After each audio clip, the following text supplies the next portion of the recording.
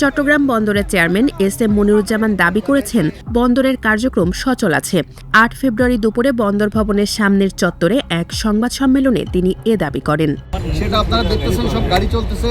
আমার কর্মচারীদের সাথে আমি কথা বলে আসলাম, তারা বললো সবাই যাবে, তাদেরকে যেন কেউ বাধা না দেয়, কেউ বাধা দিচ্ছে। নিউ মোরিং টার্মিনাল ইজারা না দেওয়া সহ 4 দফা দাবিতে 8 ফেব্রুয়ারি সকাল 8টা থেকে চট্টগ্রাম বন্দর রক্ষা সংগ্রাম পরিষদের ব্যানারে ধর্মঘট শুরু করে শ্রমিক ও কর্মচারীরা। এতে সকাল থেকে বন্দরের বহিনোঙর ও জেটিতে পণ্য ওঠানামা বন্ধ হয়ে যায়। এ বিষয়ে আন্দোলনকারীদের প্রতি ইঙ্গিত করে বন্দর চেয়ারম্যান বলেন, কিছু বিপদগামী কর্মচারীরা এই পথ বেছে নিয়েছে। যারা এসব করছে তারা রাষ্ট্র ও জনগণের বিরুদ্ধে অবস্থান নিয়েছে।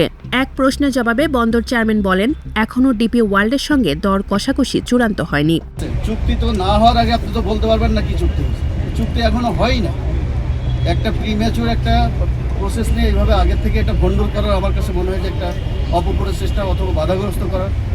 এবং এইটা আমি আপনাদেরকে শুধু এটুকু বলতে পারি, দেশের স্বার্থে এবং জনগণের স্বার্থে, ভবিষ্যতের স্বার্থে এবং বন্দরের স্বার্থে এইটা যেটা করার সেইটাই হবে।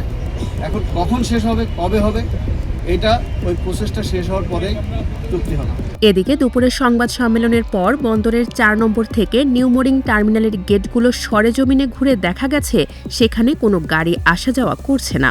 আবার উড়াল সড়ক থেকে বন্দরের জেটিতে জাহাজ থেকেও কোনো কন্টেইনার ওঠানো নামানোর কাজ করতেও দেখা যায়নি। আইনশৃঙ্খলা বাহিনীর সহায়তায় বন্দরের কিছু কাজ চালুর উদ্যোগ নেওয়া হয়েছিল, তবে কর্মচারীরা রাজি না হওয়ায় তা ভেস্তে যায়। আবার নিউ মোরিং কন্টেইনার টার্মিনালে একটি জাহাজ থেকে কয়েকটি কন্টেইনার প্রাইম মুভার ট্রেইলারে নামানো হয়েছে। শুধু যেটি নয়, বন্দরের বহিনোঙরেও বড় জাহাজ থেকে লাইটারে পণ্য স্থানান্তর কার্যক্রম বন্ধ রয়েছে বলে জানিয়েছেন শিপ হ্যান্ডেলিং অপারেটররা।